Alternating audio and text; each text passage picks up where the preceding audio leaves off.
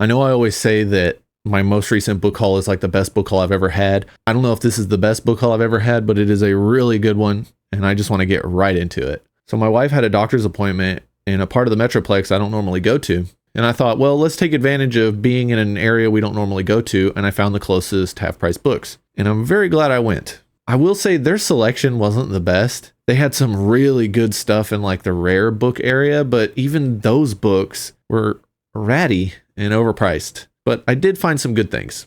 I picked up a copy of Toll the Hounds, very nice trade paperback in really good shape. I've read all 10 books in the Malazan Book of the Fallen, but I don't own all of them. So I was happy to find one that I didn't have yet. Now I talk about this all the time, and I am going to keep beating this dead horse. If you go to half-price books, one of the ways you will find really good deals is if the book was printed before books had to have barcodes. Half-price books is just like a scanning bot at this point. I don't know how much wiggle room they give local management or employees when it comes to pricing things. And I've noticed that if a book doesn't have a barcode, you have a higher chance of getting a good deal on it because they don't know how to price it. And while these books aren't the most popular, when I find them on eBay and stuff, they're like $30. And what I'm talking about are these Avenel Press like collections. And yeah, these predate barcodes. And I've noticed these things are like $3.50 to $5 at half price books. I went to another half price books not too long ago, and they had like 7 of them. And I think the most expensive one was $8. And the reason I didn't pick them up is, yet again, I don't know what's going on with half price books, but the condition of their books is like awful most of the time. But this is John D. McDonald, 5 complete Travis McGee novels. I wasn't going to pick this up initially, but I saw it was like $3.50 or $5. I just cracked open the dust jacket and I saw Travis McGee cruising the waterways of Florida in his boat, the Busted Flush, sails into and out of danger on a regular basis. A little battered by and cynical from his time in the salvage business, as he calls his profession, McGee is still a man ladies lust after and still a man with a little too much sensitivity to sit back and let an injustice pass. And I'm like, all right, man, you sold me. You got this bro with a boat in Florida and just crazy things happen. I'm like, all right, I'm sold. And then Bridger from Library Ladder said that John D. McDonald is one of his favorite pulp writers. And I'm like, oh, okay, I picked a winner. So I was super happy to find this, and I can't wait to start reading it. I'm going to save them for Garb August, even though they may not be garbage, but that's what Garb August is for, is reading the things that are fun, that everyone just goes, ew, why are you reading that? Now, my best find is something I've been looking for because I've wanted to read it for a very long time, and I found Don Quixote, and this is the Edith Grossman translation. This is the one I was looking for. Look at this chonker. This thing is huge. And the reason I wanted the Edith Grossman translation is from all the research I've done. It's like the best one that prioritizes kind of entertainment and the flow over a one-to-one translation. And from what I've heard, it does the best job of getting the spirit of the original into a modern translation. So I'm really excited to start it. I think I've wanted to read it for like 20 years. I don't know why I haven't until now, but here we are. So my wife and I were due up for our regular trip to Recycled Books. It was fantastic. And boy, did I find some good things. One of the nice things this time about going to Recycled Books was I had boxes of books to sell. So they're going to give me money, which means I can buy more books. And I still came home with less books than I went there with. So that's good. I don't have anywhere to put them in my house, but I do technically have less books now. This was the last book I found while we were there. I kind of went back to the science fiction and fantasy section, and I found a nice copy of Earth Abides. Earth Abides is a post-apocalyptic novel. It was published in 1949, and this one has an introduction from Connie Willis. She'll come up in a little while. This is one of the few post-apocalyptic novels of that era that I haven't read. For some reason, I've been on a tear of reading post-apocalyptic, like dystopian stuff from the 1950s and the 1960s, and this is the last heavy hitter that I haven't read. So I'm really looking forward to it. I'm probably going to read this month. Maybe. I got a lot I'm doing this month, so maybe I shouldn't promise that. But speaking of Connie Willis, I picked up Doomsday Book. And this one, I know that it's a very good book, and I'm really hoping that I enjoy it because Connie Willis is critically acclaimed. I mean, she's won Hugo, she won Nebulas, like she's won so many awards. So I can't wait to get to this. Oh, cool. It has a blurb from Roger Zelazny. I have never been let down by a Connie Willis story, and this one is no exception. My, what a good book. All right. I mean, if Zelazny feels that way, I can only imagine how I'm going to feel about the book. If any of you have read this, let me know in the comments if I should bump this up my queue. I mean, the same goes for everything in this haul. If some of these books are like must reads, let me know. Speaking of must reads, Yolanda from StoryTube is the reason I read The Power of the Dog, which is the best book I've read this year. So I felt compelled to pick up Mystic River by Dennis Lehane. And the reason I picked this up is she loves this book. And I also picked it up because it is signed. It was just sitting on the normal shelf with all the other books. I don't know why. This is a first edition, first printing. It's in a Brodart. It's not like it's some library book or something. And he signed it. I'm really looking forward to getting to this, hopefully in the next month or two. I don't want to put too much on my plate in May. All of my reading this year has been kind of a few goals, like reading everything from Glenn Cook, along with kind of chipping away at Appendix N stuff. But beyond that, it's really been whatever's caught my eye. So hopefully Mystic River will catch my eye sometime soon. Speaking of The Power of the Dog, I couldn't say no to a copy of The Border, which is the final book in the Cartel trilogy by Don Winslow, the first one being The Power of the Dog. The Cartel is the second book. I'm still keeping an eye out for that. I passed up one at that half price books where I got those other 3 books.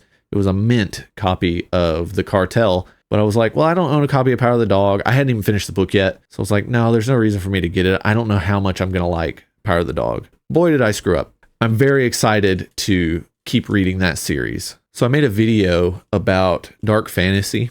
I mentioned Carl Edward Wagner and that he was an editor for a lot of fantasy anthologies and horror anthologies. And I managed to find one in fantastic condition. Look at this. Echoes of Valor 2, edited by Carl Edward Wagner. This is a very nice hardcover. It's not a book club edition, and it is a first edition, first printing. Now I have to find a first edition, first printing of Echoes of Valor 1 and hope that the other ones come in hardcovers so I don't drive myself insane every time I see them on my shelf and they don't match. This next one I have been searching for a copy of for over a year, and that's Magician by Raymond E. Feist. I could not find one in person, and all the ones that I found on eBay that weren't prohibitively expensive looked like they'd been ravaged by rodents, and I wanted like a nice hardcover. This is the author's preferred edition, which I'm not sure what that means. There's a long introduction from Raymond E. Feist talking about why this is the preferred edition, so when I get to it, I'll know. But I've always wanted to read these, and in the last year, they've really piqued my interest. So I'm just super hyped that I found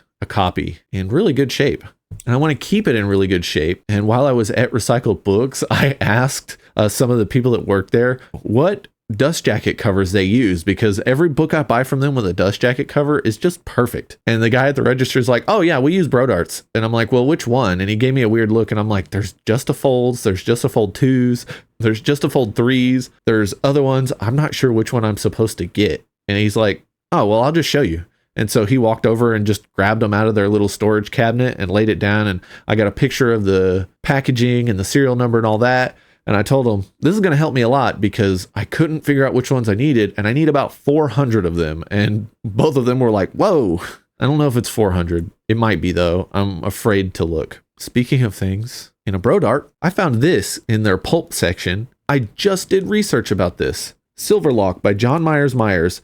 This is a fantasy picaresque from 1949. This predates The Lord of the Rings, which is one of my new favorite subgenres of fantasy. And it's like, was it influenced by The Lord of the Rings? No, I want to read it. So I just like exploring the things off the beaten path. And this one is great. It is from NESFA Press. This one has the Silverlock Companion, which is just, I mean, maps and critical analysis of the book. You've got some very popular authors talking about like why this book is important. And the deeper I get into reading books, the more I enjoy reading books about books, which just sounds ridiculous. And so when I found this copy of Silverlock, I was overjoyed. Then I saw that it was cheap and I was even happier. So in June, I plan on participating in June on the Range. And what that is a booktube event where you just read Westerns in June. What I wanted to do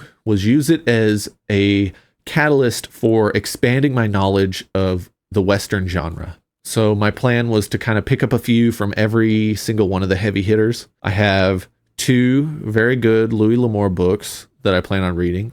I have a big tome from Max Brand. It's one of those like Avenel Press or Wings or whoever did it, but it's like 5 or 6 books in one hardcover. I picked up Elmore Leonard's Western Roundup #3, and I picked it up for Ombre. And I'm really excited to just explore Westerns. So I just can't wait to just spend all of June enjoying some cowboy stuff. You know, I'll read a book about the desert. I'll sit in my backyard. It's going to be like 98 degrees in the sun, and I will just burn to a crisp while I read about some cowboy also burning to a crisp under the relentless southwest sun. I'm not going to do that. It'd kill me. Look at how pale I am. I can't sit in the sun. This last one my wife found, and I think it was like $1 or $2. And that is Theodore Sturgeon's God Body. And the cool thing about this is it was the last novel that he wrote. And the cool thing about this is, according to this blurb from Robert Heinlein, the magnificent last novel by the master of science fiction, the capstone of Sturgeon's art. I don't know how I feel about Heinlein's recommendation, but Stephen King recommends it on the back. Look at that. We got a Stephen King blurb. Anyways, Theodore Sturgeon, God Body. I have skimmed some of his short fiction, and I have not really dedicated the time to his writing that he deserves. But I think it'll be interesting when I start reading all of his short stories to read some of his very early short stories and then see what his final writings read like. It'll be cool to see how different they are. Yeah, this book haul was really nice. Let me know in the comments if any of you have read any of these. I'd love to hear about it. I have a playlist of book hauls if you want to check them out. Thanks for watching. With that, I'll see you next time.